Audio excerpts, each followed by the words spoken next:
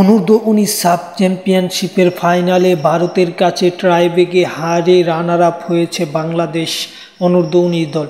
এই ম্যাচটা জিতার অত্যন্ত সুযোগ ছিল বাংলাদেশ এবং ভারতের যুবারা দুই দলই অত্যন্ত সুন্দর খেলেছে। ম্যাচের 1 মিনিটের একটু বেশি সময়ে এগিয়ে গেছে ভারত ফ্রি-কিকে গোলের মাধ্যমে, যেখানে বাংলাদেশের গোলরক্ষকের সামান্য একটু ভুলও ছিল।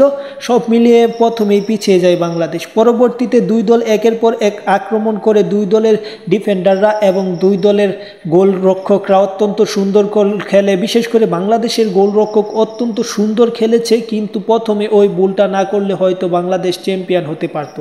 পরবর্তীতে প্রথমার্ধে বাংলাদেশ আর কোনো গোল করতে পারেনি কোনো দল। বাংলাদেশ 1-0 তে পিছিয়ে থেকে বিরতিতে যায়।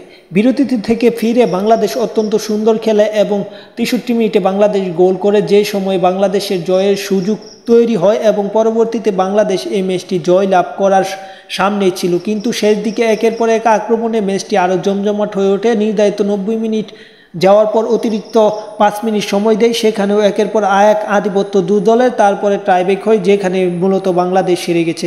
টাইব্রেকের প্রথম 3 শটে বাংলাদেশ 3টা গোল করলেও ভারত প্রথম 3 শটে 2টি গোল করতে পারে। পরবর্তীতে বাংলাদেশে 2টি গোলের মজে, মানে 2টি শটে 2টি গোলই মিস করেছে এবং ভারত শেষ পর্যন্ত 4-3 গোলের ব্যবধানে টাইব্রেকে বাংলাদেশকে হারিয়েছে। বাংলাদেশের 10 নম্বর জার্সিধারিত প্লেয়ারও গোলটা মিস করেছে, সেজন্য মূলত বাংলাদেশ টাইব্রেকে হেরেছে এবং এই হারের মাধ্যমে চ্যাম্পিয়ন হতে পারল না টাইগার্স যুবারা।